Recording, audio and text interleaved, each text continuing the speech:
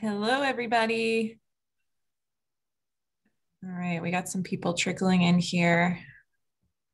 We are all voices today. So hear my voice and listen to me as I put a poll question up. And we like to call this While You're Waiting.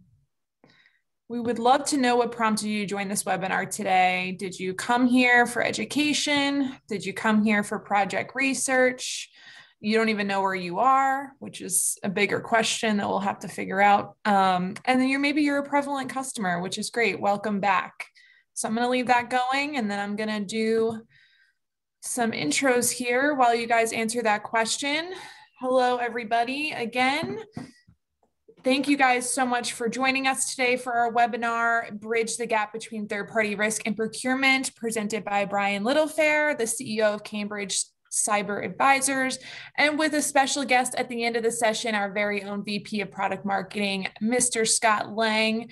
My name is Amanda Farina. I'll be your host. Thank you guys both so much for joining today, the both of you.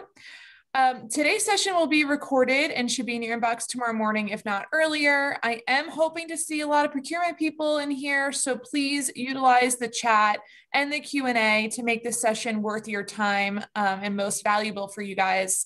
We will get to the questions at the end of the session, so it's something else to look forward to. I'll pop back in towards the end for those, and prior to that, Scott will be on later too. But for now, let's start the show with Bryan. I'm going to let you take it away. Thanks, Amanda. Thank you. And it's great to be able to speak to you all today. It's coming to the end of the day in the UK, and I know you're probably just in the middle of it. So hopefully you've got a nice sandwich or some lunch to get you through. So today we're going to be talking around aligning third-party risk management with the procurement team, and hopefully giving you a little bit of benefit of my personal experience running security for some fairly big organizations around the globe. And that's kind of what I specialize on now, in advising companies around their security strategy and what they're doing that's right, and what they're not doing that others are doing and perhaps they should be looking at. So today it's kind of looking at how do we align the security function, and specifically the third-party risk function, with other areas of the business, with a particular focus on procurement, because I'm very passionate that the areas have a significant overlap, and I'm really going to pitch my case, and hopefully we can get into some Q&A at the end. I'll certainly leave plenty of time for your questions, so please, as Amanda said, put them on the chat, and then we can get into that. But also feel free to vehemently disagree with anything that I say. Getting into a debate is also really good as well. So I want to set the scene a little bit. And I don't think we can do any webinar at the moment without addressing the elephant in the room in terms of the situation that we've all been through for the past year and a bit around COVID-19. And I speak to a lot of security leaders and CISOs, whatever the title is, around how their world has been turned upside down, certainly from an employer perspective. And, the CISOs aren't alone, regardless of any role that you do. It's had to go through transformation and change. But certainly from a security leadership perspective, it's been fairly dramatic. So certainly when COVID hit initially, obviously the business had to continue operating, but big changes were put in place in terms of employees working from home, etc. So there was a lot of interim risk acceptances presented to the CISO, because the processes and procedures, how data was going to flow through the organization, just how it was going to continue operating was about to change. And of course, the security team can't stop that, because the business would have fallen over. It wouldn't have been able to continue servicing its customers. So those risk acceptances were put in place, but the view was that they would always be temporary. But now we're starting to see some of those industrialize and actually become permanent new ways of working for many organizations. And what that actually means is, the security policies, the standards, the guidelines, the procedures, they no longer reflect how the business is actually operating. So they need updating. They need to show and reflect the secure ways of working for how the business is strategically going to look. So if that's 10,000 employees working from home flexibly going forward, then everything needs updating to reflect that, because, just to use the example for data flow, it's going to be different going forward. So we need to make sure that we've got the right procedures in place for that. And, organizations and the supply chain, they've had to react and change. COVID is going to have hit every organization in some way, shape or form. And what I see now is organizations industrializing those temporary solutions, massive shift to cloud, massive shift towards flexible working here to stay. And if you compound that specifically with the security lens, is what we have seen is, and the term is unprecedented, and that's coming from, national government bodies around the world. No one's seen this level of attack traffic coming into, at a state level or coming in at an enterprise level. It just hasn't been seen at this level before. And certainly that impacts the supply chain as well. And the supply chain is seen, certainly from the hacker's perspective, as a very viable attack route. If you can get into a large integrator, for example, that has trusted connections back into multiple organizations, then by attacking one company, you can get into many. So, the risk that a supply chain can present to an organization is very real, it's very present. And security leaders have to get their head around that and mature their capability in this space, at the same time as, dealing with all of the COVID challenges and the business disruption. It's almost a little bit like the movie Perfect Storm, right? There's been massive change, massive disruption, changing business processes, changing how people are working, and then to add on top of it, all of the different unprecedented attack levels. And we can't really ignore this, and we need to orchestrate a way through it securely, working with our supply chain partners and actually getting all of that insight and knowledge outside of the security team into areas like procurement, so that we can actually extend our talent pool. And, that's really what we're going to be talking about today. So why is third-party risk management more important today than maybe it was yesterday, or certainly a year ago? And obviously we just set the scene with a little bit of context, and you can see therefore why organizations are nervous about the risk potentially emanating from their supply chain. But it really is more than just pure third party. I mean, we call it third party risk, but we all know there's a lot of subcontracting that goes on in the supply chain. So it goes fourth party, nth party. And depending on what sector you're in, for example, I do a lot of work in financial services. So for them, it also includes their intermediaries, their brokers, and things like that. And what we're looking for is those security insights on the companies that actually you're reliant upon to remain viable as a business yourself. So the services and the solutions that you deliver to your customer, they're a mixture of, your internal resource and your supply chain. And depending on what your product or services is, you're very reliant on that supply chain to be operating effectively at all times. And I think, been fairly lucky to travel extensively around the world and spend a lot of time with the global regulatory bodies and government associations, etc. And they've definitely observed the rise in security events and incidents. And they're starting now to push out guidance, and in regulatory speak, guidance isn't guidance, it's something that you have to do. And they're kind of mandating that organizations get a better visibility of the risk presented via their supply chain, and driving organizations across multiple sectors and actually physically testing them.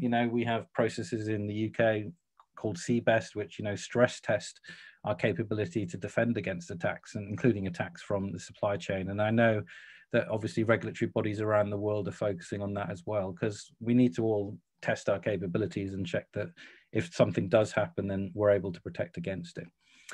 But not all of us are obviously operating within regulatory sectors. So how do we justify the sometimes fairly large cost to our own businesses to carry out these exercises and activities without, what can be the helping hand of regulatory supervisory pressure?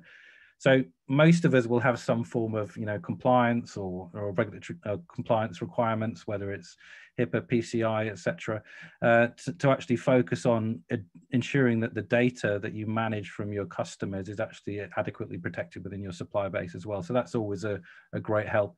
But actually, we'll all be performing some form of risk management. We all want to maintain business continuity for our organizations. And, my personal view is it's just simply the right thing to do for our customers. I think any organization that I've worked with, when you sell your product and service, there's a two-way handshake that takes place, certainly on digital platforms, where the person procuring your service shares data with you. You get sensitive PII data, you get names, addresses, etc. And, my personal view, having been a CISO several times, is I take that on my personal accountability to do whatever I can to protect that. They've entrusted us with it, and it's our responsibility to therefore protect it as best we can. So there's an element of it's just the right thing to do baked in there as well. But many companies have been managing third-party risk for a long time. And certainly aspects of that third-party risk have been done within the procurement function for a lot longer than they've been carried out in security. And that's really what we're focusing on today. How do we leverage that experience, that supplier knowledge, that insights, that way of working with the supply chain? So if you're new to third-party risk or you're looking at maturing your program, we're definitely not starting with a blank piece of paper here. There's going to be people within your organization that have got some great experience that we can tap into, and I'll try and present the case for that over the next few slides. Certainly organizations that I chat to, I've never met any organization that will claim that they feel 100% confident that their supply chain doesn't present any risk to them. But I have met some that have actually done, some really good measures to actually significantly reduce that risk exposure. And I'll equally pull out what a few of those are, and certainly from my personal perspective, and remember, it is my personal view, and feel free to challenge it. But, what are some of the things that people potentially do that aren't the right approach, and what do I personally think they can do to mature it? And, my personal bugbear in this space is obviously moving away from Excel and some internally developed tools, and actually embrace the platforms that have been purposely built for third-party risk management. You can't move that risk completely away, but you can put it under better effective management. And, introducing the open source intelligence and introducing the threat and the risk vectors into that decision-making process, you can't do that with Excel. So, if you are going to mature up in third-party risk, part of that is investing in tooling as well. So, do we have opposing forces against a common threat? And, this is a question I posed to a procurement director in my past, hence why I've used the title, because it struck me, I think when I was the CISO at Vodafone Group, was around looking at what the procurement team were doing and looking at what my security team were doing and observing that we were doing it differently and observing that we were using different tools. It made sense to collaborate and start to leverage the relationships and the data sets that we were both using, because there was a significant overlap in terms of what we were trying to achieve. And it's fairly common that I see in, the clients that I work with, I observe that all the time, that I see the third-party risk team, wherever it sits in the organization, but let's say under the security function, and I see the procurement team, again, wherever it sits in your organization, but perhaps typically under the finance function. They run those separate and different processes, but we're actually interacting with the same suppliers to carry those out. So these two processes, they're operated by different teams with different capabilities, different skill sets. They're using different tools.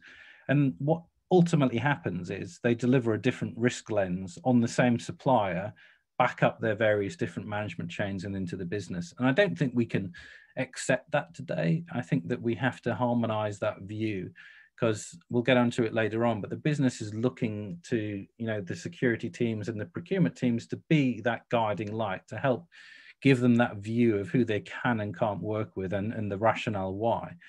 And it ultimately confuses the internal stakeholder, and the supplier, because ultimately, if you put yourself in the supplier's shoes, they've got representatives from the same company coming to them to ask them, broadly similar sets of data.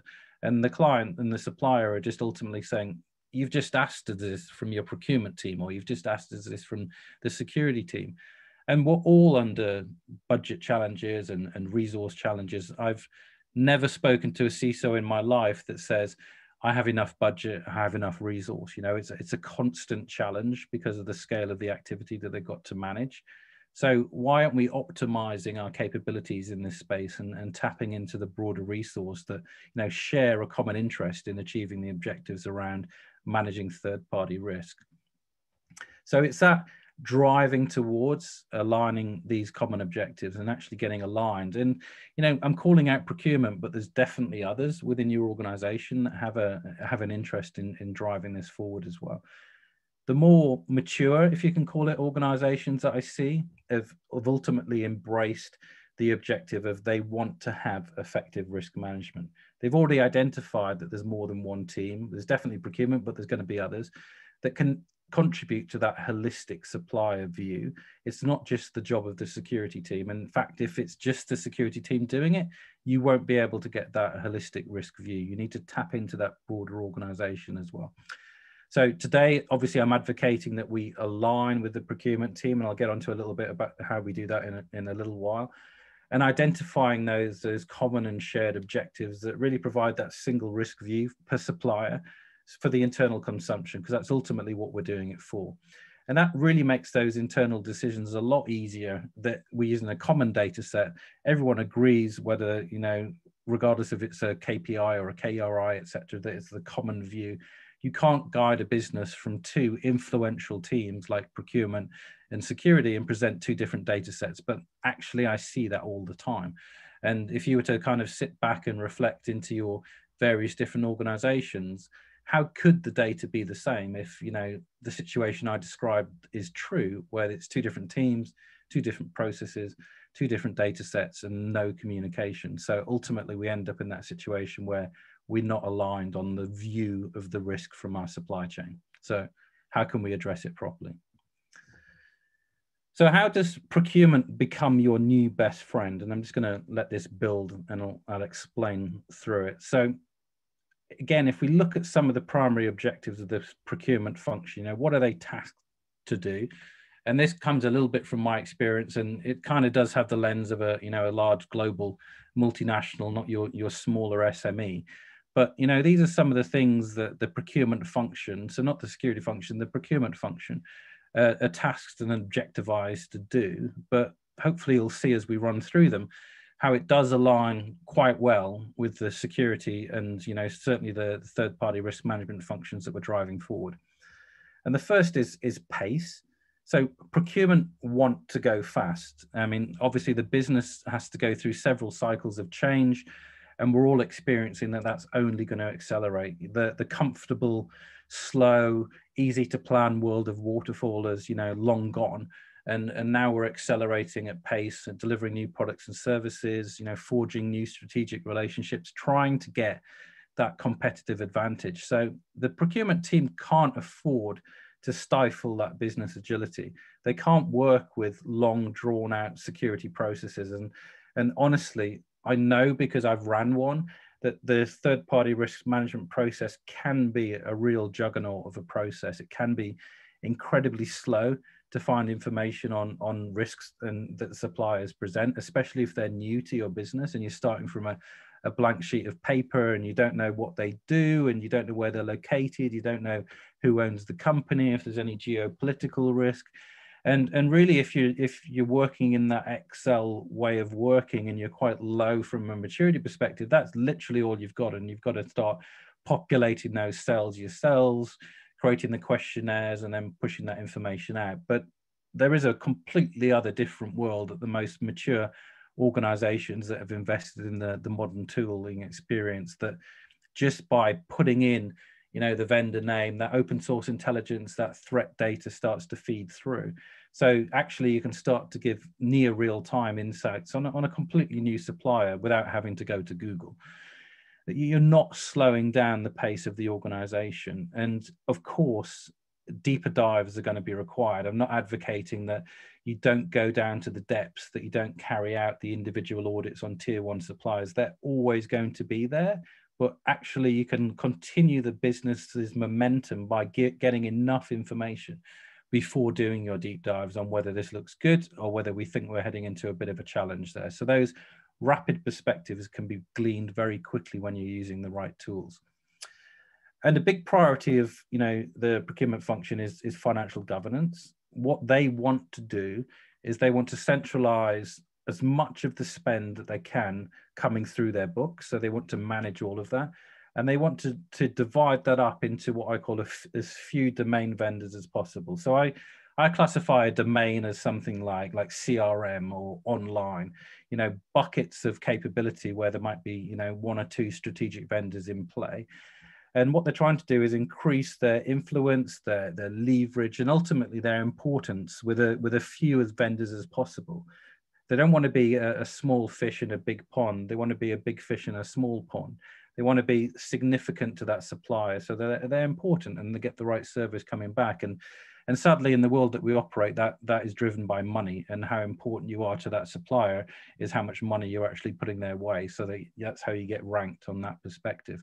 But that's actually plays to the security team's advantage as well, because, you know, do we really want 2, 3, 4, 5,000 vendors to be able to tier and rank and manage? It's not an ideal situation. So we'd much rather be in a world where we're working with strategic vendors. We can build up those relationships. We can start calling them partners rather than suppliers, because we've got the time to spend with them, to get to know them. They get to know us. They know what we like to do. They know what we don't want them to do. They know our policies, our procedures, etc. You can't really do that with, you know, a 3, 4, 5,000 vendor footprint in your supplier program. And then obviously there's the whole global approach, the coverage. The geographic vendor nuances are really important to procurement, but they're really important to security as well. You know, I know from personal experience, as I've divulged, I used, obviously, a CISO for many years. So I was a CISO before these tools came out, and we had to use Excel. There was nothing else to do in terms of managing, you know, the supplier footprint. But it's really tough to understand in a large multinational 60+ country organization how important your vendors are in different geographical locations. Because, you know, I might have a really small supplier here in the UK, but that same company is a really major supplier in the US, China, French Polynesia, Ghana, Qatar, wherever in the world. So getting that global view is really important. But procurement want to do that as well. They want to have all of the money going through their capability so they can get the best deal. They want to leverage that global spend with a supplier. So that gives the security team that visibility as well of where are we using them and what are they doing for us? Are they handling data in a different country that we didn't know they were? Is that, you know, so we can comply to all of our compliance and regulatory requirements? So there's a real tie and a hook together there as well. We want that global coverage, and actually we want the local approach as well. And in terms of, you know, vendor knowledge sharing, I'm not sure whether everyone's a procurement specialist on the call or a security specialist on the call, but certainly I'm a security specialist, and one of the things that we value very much is our communities in terms of knowledge sharing, best practice, etc. But this happens at scale on the procurement side as well. And remember, procurement's been around since, you know, the time of humanity when things were traded, and it's developed over our long and prestigious history to be what it is now. But they have great insights on how to manage those suppliers, and we need to tap into that knowledge and insights and be part of those communities and actually kick off security work streams within them. And I think what we'll all find is we're knocking on an open door. They want that collaboration, they want that interaction, because they'll be able to see how it serves their purposes and outcomes as well as it serves the security ones as well. And, you know, the universal language of the business, risk reduction. So, you know, procurement have a huge role to play in risk reduction as well. They're not just going after the lowest price.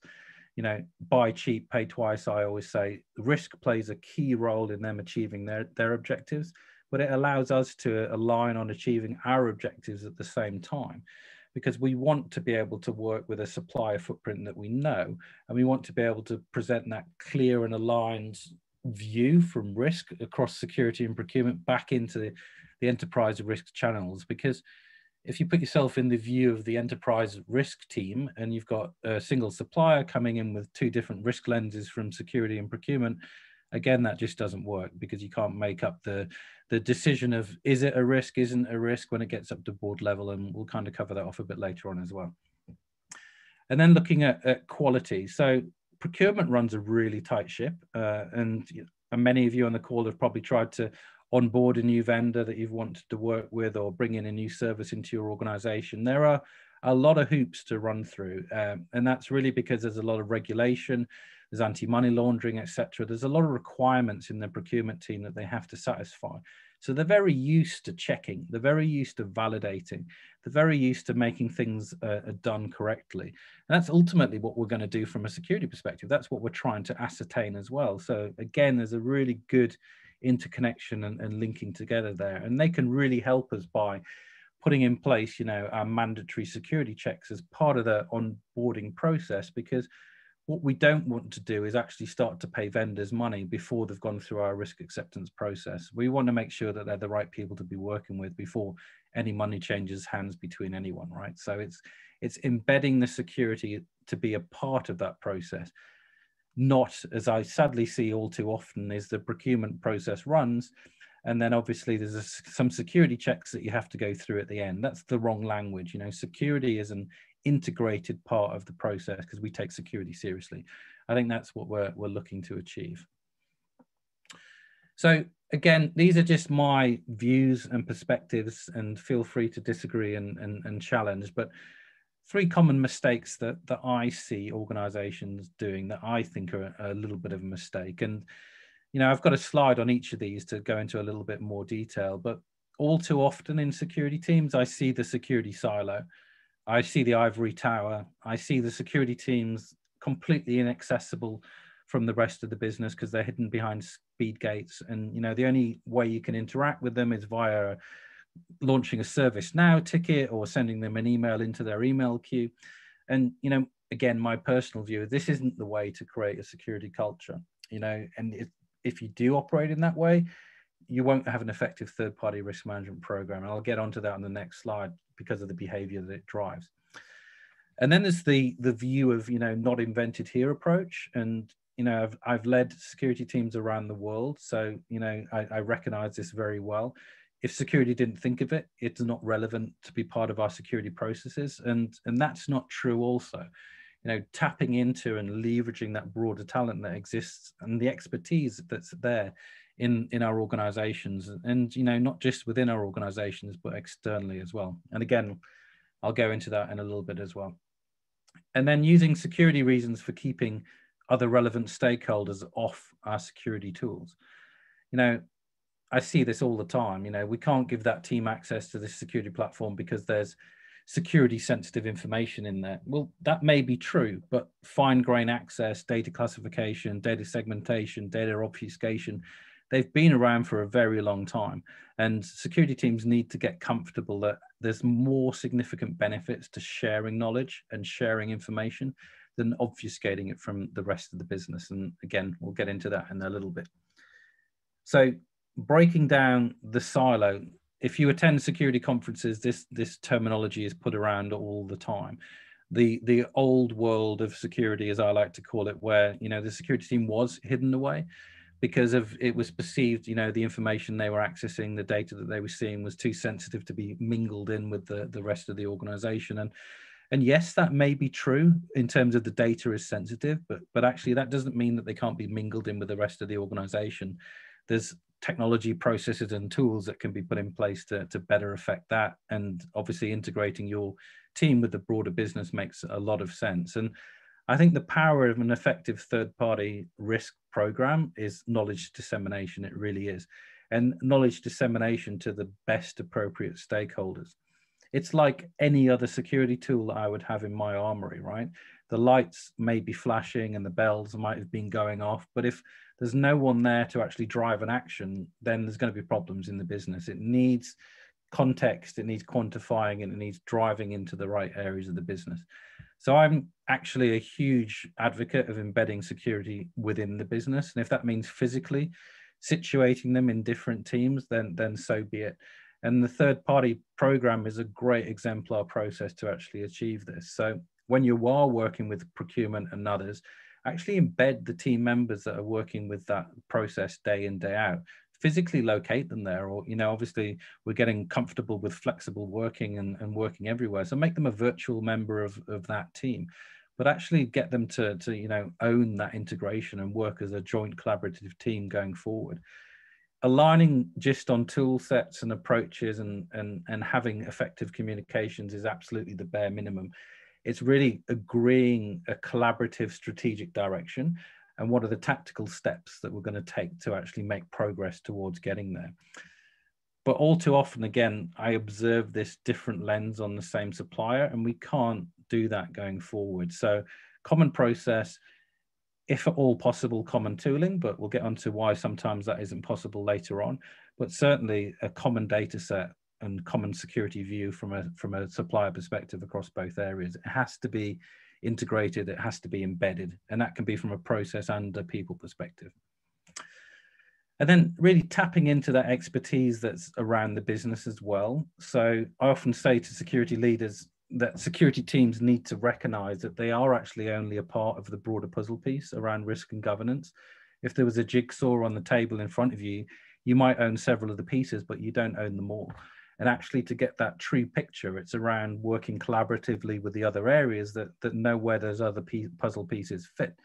So there's some very big players within your typical organizational construct. And if we're not leveraging that expertise and knowledge, then we quite simply don't have a holistic view of security risk. It's that simple.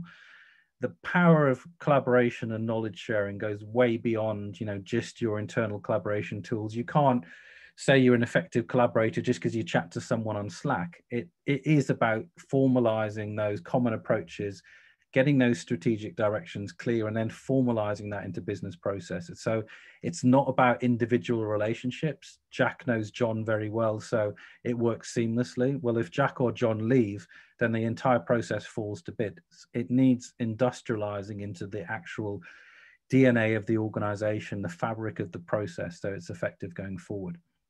And when I sat down with procurement directors and procurement leaders when I was a CISO, I just clearly identified that there's such an overlap when we explored what their accountabilities were over what my accountabilities were. And actually they could make my job as a CISO a lot easier, especially on third-party assurance in terms of mandating required stages and gates that suppliers had to jump through to, if you were an existing supplier, but you needed to get access to customer data, well, guess what? That means you have to go through extra security requirements, or just to be onboarded as a supplier, this is the minimum that we're going to be requiring. So, getting that baseline security established at the start of the process means the assessment and continual monitoring going forward makes it a lot easier from my perspective as well. So I suppose what I'm saying is identify all of those areas within your individual businesses, because it is going to be different. Every business is unique, but there are going to be areas that can really complement your security activities and help you solve that jigsaw puzzle a lot quicker that's in front of you. And then the holy grail, the single pane of glass, often talked about, but, in my personal opinion, rarely fully achieved. Some people make great progress towards it, but, it's a very difficult picture to, only look at a single pane of glass across your entire security organization. But it can be done, and I've seen it done, and I've seen it done well. So with the right focus on achieving that as a strategic objective, I think, it can be done. And the benefits and the specific, procurement benefits and the security benefits are absolutely paramount. They're obvious. The business needs that guiding light I was talking about earlier on who they can and can't work with. And security is one of the major decision makers in that. It's not the only one, but there's others involved as well. But what we need is that shared knowledge pool, as I call it, or whether you call it a data lake, etc., whatever your internal vernacular and acronyms are, that's what you're looking to achieve. And there may be different tools in play. We were discussing with some of the prevalent team earlier that one of the trends that they're starting to see is, the procurement team's using the prevalent platform a lot more. And actually the procurement director is actually driving some of the engagement from a security perspective with some of the supplier base as well. So we're definitely seeing that merger between obviously the procurement teams and the security teams on trying to drive a common view here. And you still see, very different capabilities in the different tools. For example, procurement platforms obviously have to track spend, and security platforms have other capabilities as well. So I think it's perfectly fine if there isn't a complete tool harmonization between the areas. But in terms of, what goes in and what goes out, the old saying, garbage in, garbage out, that should be aligned from a supplier perspective. So, capturing interactions, whether it's from team A or team B, and normalizing the data that flows through, or using a platform like Prevalent to do that for yourselves, but actually, keeping that common uniform risk view of suppliers, regardless of platforms that are in use. That's absolutely critical for the ongoing risk decision process within your business. And then, of course, aligning on metrics and reporting. And I've done so many webinars on metrics and reporting. I think it's a really important but very challenging area for people to do right. And, I'm very self-critical of the security discipline. I spend a lot of time personally myself at at board level in some very, very big organizations now. And I used to always be at that level, but I used to be the CISO going in and presenting the security piece. But now I sit there for the rest of the board meeting as well. And I see the breadth and scope of, you know, the fields that the executive and non-executive people have to deal with. And looking back, my security reporting wasn't where it needed to be. And, you know, with the benefit of that hindsight, that's where I really help organizations and individuals mature that metrics and reporting conversation with the board, and therefore strengthen that relationship between the security team and the executive team. So getting that aligned view again between procurement in this instance is absolutely critical. And I think, you know, metrics and reporting is how we, the security team, communicate and disseminate the knowledge about what we have done, why we've done it, what we're planning on doing it, and why, to the broader business and other relevant stakeholders. But again, that criticality and you know, my retrospective view on I could have done it better, and when I look at others, I think they can do better as well, is getting those metrics meaningful. It's really, really critical. It has to jump off the page in terms of what that metric is telling me and why. If there's any room for misinterpretation, it will be taken. And therefore, in my view, it's not a meaningful metric. But if you look at the activities of what the procurement team do and what the third-party risk team do, and you boil everything down, ultimately you're left with a couple of areas. And one is vendor performance management. We're both very interested in that. And the other one is risk reduction, which I'll get onto on the next slide. And these are single metrics. So they have a lot of data behind it. They have a lot of individual KPIs. They have a lot of individual KRIs, but actually you can present it as a single metric. And at a glance, you can see if there's any issues and whether you need to start to go into those other KPIs and KRIs and actually get a little bit more information, or, you know, actually physically go and audit someone. But think about how you can consolidate the reams and reams of data that I sometimes see. I've been into boardroom meetings and I've seen the world's smallest font on PowerPoint slides and Excel grids that try to get, you know, 150, 200 vendors on a slide, and, you know, 60, 70 different controls and lots of different color shadings to try and communicate what the vendor footprint looks like. There is a different way. And, you know, looking at how tools like Prevalent can help you mature that journey, that's absolutely critical as well. So certainly as security leaders and procurement leaders, we should be focusing on delivering these high-level insights, delivering the capability for the board or the executive team to effectively engage in our program and actually support us or challenge us as appropriate, but give them the insights to be able to do that. And then this supply chain risk reduction, you know, reducing risk is a priority for both of our areas. There's no arguing that. And it's the, you know, the priority for all areas, whether you're in HR, sales, finance, whatever. Each of those areas contributes to risk in some way, shape or form. So it's as I call it, the universal language of business. And if you communicate in risk, then everyone should understand you. So in this context, we're talking about third-party risk, and, you know, procurement owns some of those areas. They're focused and mapped out on this slide, and I'm going to run through a few of them. There's too many there in the time we've got left to go through them all. You'll be pleased to hear, but just a couple of them that I'd like to highlight. And this is how really supply chain can help security as well, and, you know, why we should be working effectively together. So mapping the global supply chain, you need to know about everyone. And, you know, I've talked a little bit about one of my examples where a small supplier in the UK was very big elsewhere, but I mean, you need to know about everyone. So whether it's the kitchen supplier who's delivering food, or, you know, the bathroom supplier who's delivering toilet roll to you, really all the way up to that strategic partner that manages and analyzes your customer data.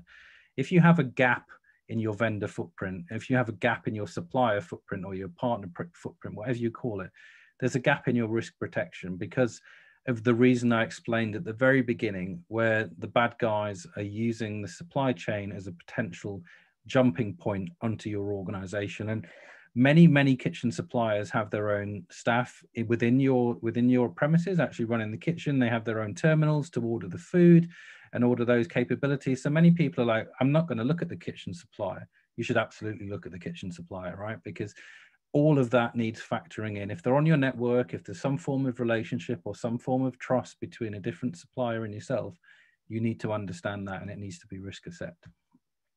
And then there's the ongoing nature, the ongoing monitoring of risks. So absolutely, it needs to be ongoing.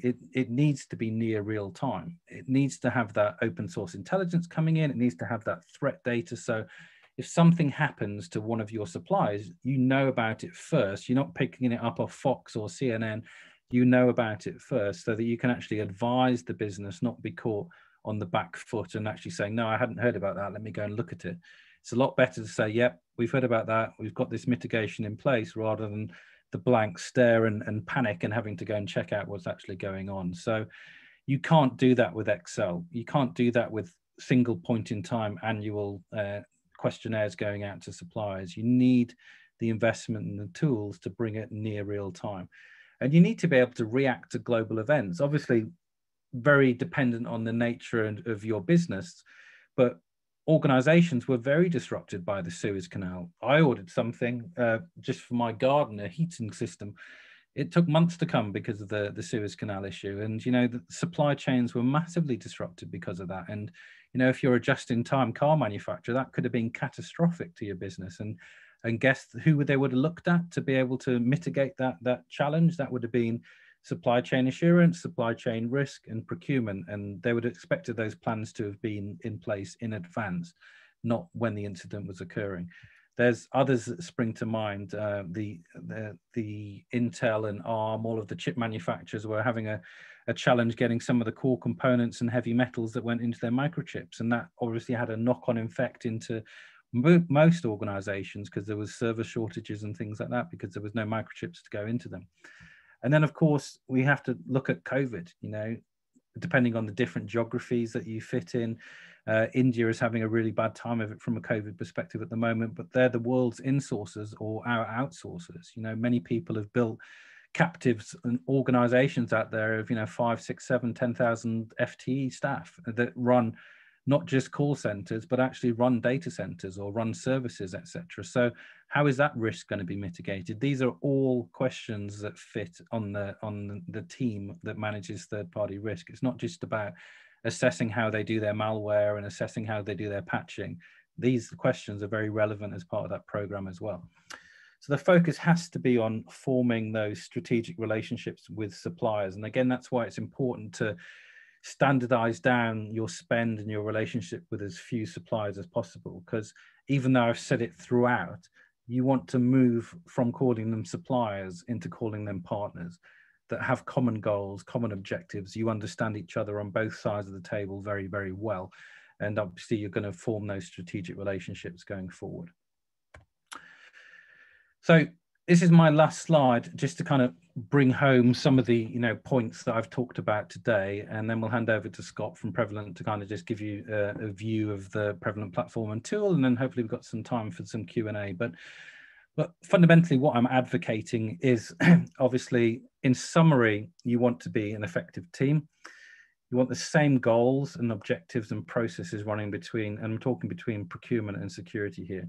Your suppliers and partners equally want that. They want to deliver a quality service to you. They want to be effective in their goals as well. So the objective is, how do you increase that effectiveness between the teams? It's not just enough to collaborate over collaboration tools and platforms and share. It has to be embedded into those processes. So a few of the things I want to reinforce: please move away from Excel if you're using it today. Obviously, I'm a big fan of Excel. I use it daily, but don't use it for third-party risk. It wasn't designed for that purpose. It doesn't work for that purpose. And I've seen, you know, some real complex macros. I've seen some really great scripts, but it's still going to hinder you. You know, you can't bring that real-time view in. You can't feed in the threat intelligence data. You can't get the open source intelligence. So at some point, it's going to hinder you. And then move out of the security silos and talk to the broader business, communicate what the security objectives are. You know, I see all too many that businesses don't understand the value that the security team actually delivers, because the security team hasn't taken the time to communicate what they're there to do. This is our objective. This is what we do in a time of an incident. Everyone understands that. But what's the value that you deliver during peacetime, quote unquote? And how do you support the business through that? You're not just the antivirus on the endpoint. You actually deliver a lot of business value and proactive business value, and don't be shy about that, and communicate and tap into those other teams. So really align on those global processes. We can't afford in today's climate to have competing, overlapping processes. It creates a lot more work. It's inefficient. And, you know, whether you're in procurement or security or third-party risk, wherever you sit in the business, no one's got the luxury of resource and budget to support that going forward. So eradicate those overlaps wherever you can, and absolutely deliver that single third-party risk lens into the business. And that's probably the thing I see the most, differing data sets, but it has to consolidate somewhere. And when it flows up the organization and it gets to the board level, what they're looking for is, you know, how do we deliver on our strategic objectives? And if they're looking at one thing from procurement and another for security, it doesn't do any of the individual teams' brands any good. So really focus on maturing your capability there.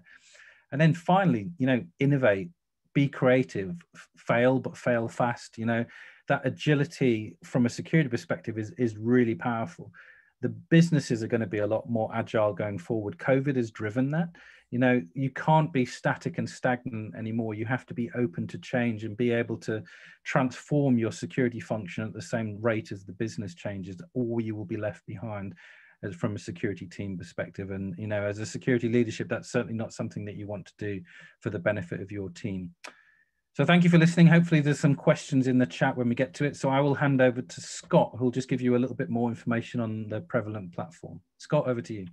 Hey, thanks very much, Brian. And great presentation. You know, some of the biggest takeaways, folks, that I took from Brian today are, you know, the three biggest challenges: silos, you know, not leveraging existing best practices, and then failing to integrate or share common tooling, specifically having a common view of risk.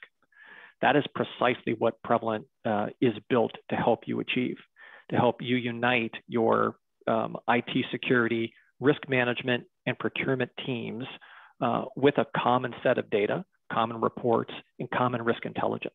Yeah, sure, we'd love to get you to a common pane of glass or single pane of glass, as Brian talked about. But in reality, you probably have other tools in place, Coupa, Zycus, whatever, other procurement solutions.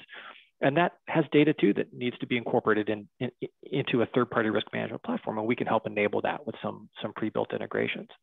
You know, our approach is very prescriptive from cradle to grave. You know, we can help you do everything from source and select secure vendors. We have a repository of tens of thousands of completed vendor risk assessments built on standardized content, and including real-time intelligence on cyber breaches, business and financial intelligence. And you can, you know, check those profiles out of a library and present to your procurement team a set of, you know, pre-approved vendors that, you know, achieve all of the right security parameters that you're looking to achieve in the business. We can also help you intake new vendors into the process and onboard them, and then open up a common intake form to pretty much anybody in your organization to fill out the information that, you know, that they own and manage for that particular vendor. You know, we have so many instances where a department goes and, you know, they perhaps make a purchase and then they notify, you know, IT security later, or they notify procurement later.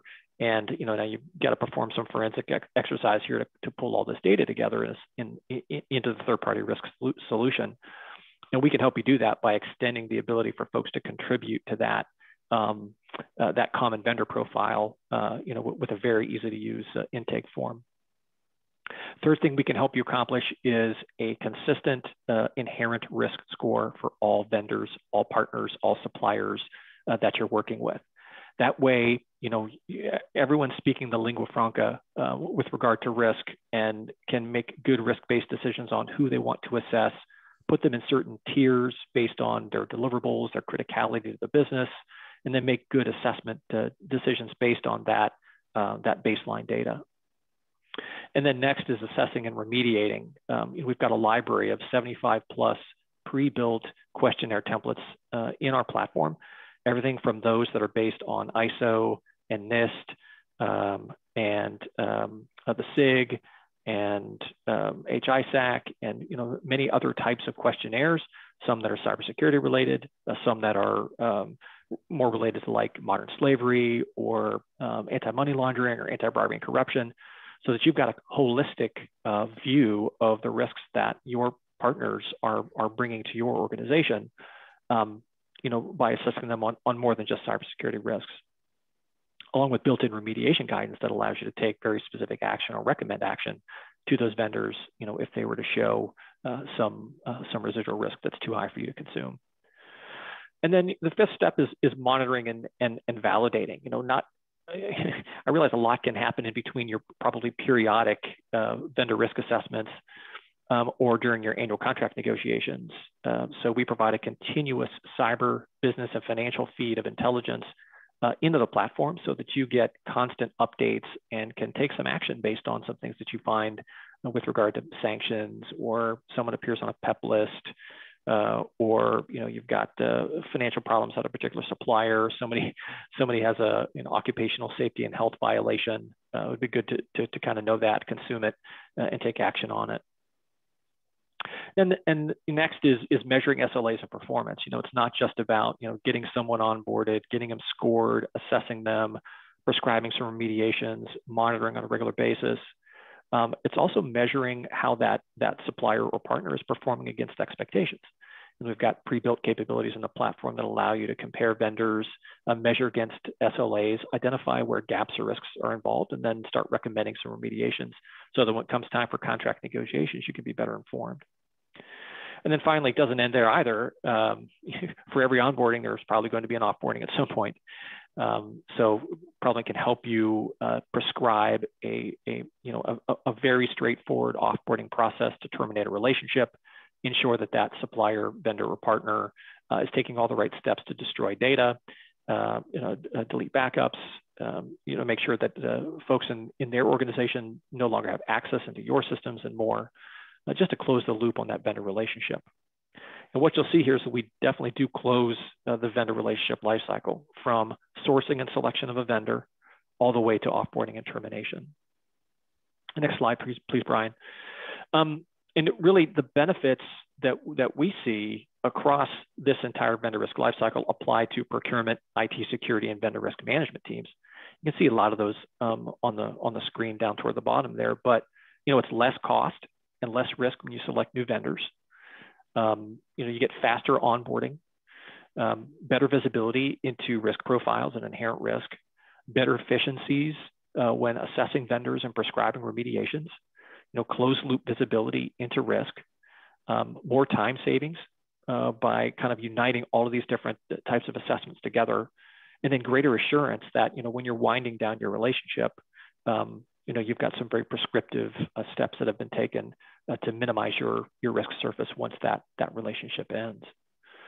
So, next slide, please, Brian. At the end of the day, what Prevalent is trying to help you achieve are three things. First is that we give you what we believe to be a smarter approach to conducting third-party risk management that includes not just IT security and cyber-related risks, which is traditionally what the focus is, and rightly so, but also is expanded out to include procurement-related risks, money laundering, anti-bribery, corruption, ESG, and some of these other types of risk that are kind of pulled together into the single solution. And you've got one single risk register, one set of reports, one set of data that you can communicate out, make good decisions on. It's all unified together, as I mentioned. And then finally, it's all prescriptive. We try and make this as programmatic as possible for you, with great workflow, built-in intelligence, and the remediation recommendations, so that you can take very prescriptive response actions, develop your plans, and then get down to a level of residual risk in your supplier base that's digestible for your organization. All right, that's essentially what I wanted to share with you today with regard to the Prevalent approach. Again, we're all about bringing together security and procurement teams with a single data set through the entire vendor risk management lifecycle. Thanks so much for your time. And Amanda, I guess we'll open it up for questions now. Yeah, thank you so much, Scott. Looks like we have one more poll question here for the end of the session. I'm just going to launch it. We're just curious, are you guys looking to augment or establish a third-party risk program in 2021? Especially if anything, piqued your interest in this conversation today. Maybe things changed for you, but we have time for, I think, probably 2 questions. The first one is, what would be your ideal recommendation for how a third-party risk management unit should be constituted, as a separate unit under InfoSec, or risk, or neither? So I think it really depends on the construct of the organization, which I realize isn't answering your question directly. But, you know, being a security leader, I've always had it under me personally. But then obviously the risk function is a growing entity in organizations now. And there's a drive to consolidate risk-based activities under risk as well. Arguably, even by some, you know, the CISO goes under risk in many organizations as well. I think regardless of where it resides, it needs to be set up for success. So it needs the appropriate mandate and the appropriate remit to carry out its responsibilities and accountabilities as it needs to be done. And that's going to be different nuances and different constructs for different organizations. I think my own personal view is it fits well in the security function. And then obviously it can liaise with the various other functions and report into that. I don't see, you know, the requirement to transition it to risk, but that's my own personal perspective, right? Thank you. And then one more question. What are the key metrics that people are looking for at a board level? And does that change when you're collaborating with procurement? So I think, you know, you have to think about what the board are looking for. So first of all, they're not looking to be completely saturated with data. And I've seen that so many times where, as I said, really small fonts, really large tables, lots of different colored charts. And as we say in the UK, you can't see the wood for the trees. It's, you know, too much data to gain clarity of a picture. And the board are, you know, acting on behalf of the shareholders of the organization to hold the executive to account to deliver their strategic priorities. So the board are looking to make sure that, you know, what is it in the supply chain that can potentially derail the delivery of those strategic priorities. So we talked around the Suez Canal. We talked around, obviously, the challenges with delivering microchips. And there's, you know, there's a whole lot more, which will be dependent on the sector that you're involved in. But it's around getting those individual meaningful metrics that can give them that, you know, initial dashboard or insight to actually say, look, we might have a problem emerging and we're going to have to be able to delve down into the detail and into the data. So it's not actually a massive list of metrics. It's more of a dashboard, heat charts, indicators, etc., that, you know, are very closely linked to the strategic priorities of the organization. So that's what I'd certainly advocate as the best practice, right? Perfect. Well, thank you so much, Bryan. And I just want to remind everybody while answering this poll question, if you do say yes or I'm not sure or no, you know, we can still have a conversation with you guys, especially the ones that say yes. We will reach out, myself and my counterpart, Amy Tweet. If you have any other questions we didn't have time for, please feel free to use that email that's on your screen right now, info@prevalent.net. But everyone else will get a couple of minutes back in their day. Bryan, Scott, thank you both for your time today, and what a great session. Really appreciate you both. If anything is needed from anyone else on the participants list, again, use that email or reach out to me directly. Happy to help you. But that's all for now from us. Thank you guys so much. Have a great rest of your day. Thank you, everyone. Cheers.